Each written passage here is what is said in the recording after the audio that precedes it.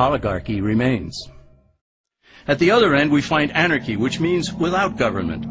Some people have looked over history and found that many of its worst crimes were committed by governments. So they decided that having no government might be a good idea.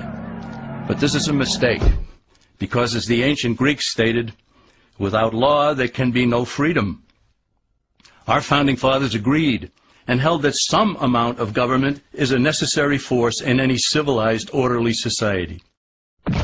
In a state of anarchy, however, everyone has to guard life, liberty, and property, and the lives of family members.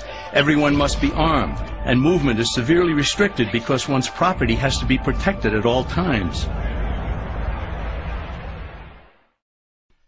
Civilized people have always hired someone to do the guarding, a sheriff, a police force, or some branch of government. Once law enforcement was in place, the people were freer. They could leave their property, work in the fields, and so on.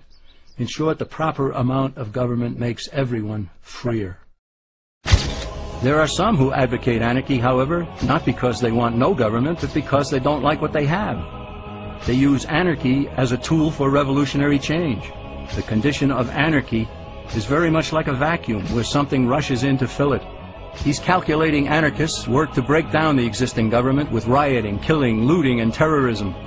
Tragically, the people living in such chaos often go to those best able to put an end to it and beg them to take over and restore order. And who is best able to put an end to the chaos? The very people who started it. The anarchists who created the problem then create a government run by them, an oligarchy, where they have total power. This is exactly what happened in Russia that led to Lenin taking total power, and in Germany, where Hitler's brown shirts created the chaos that brought him to power. But anarchy isn't a stable form of government. It's a quick transition from something that exists to something desired by the power-hungry. It's a temporary condition, and because it isn't permanent, we eliminate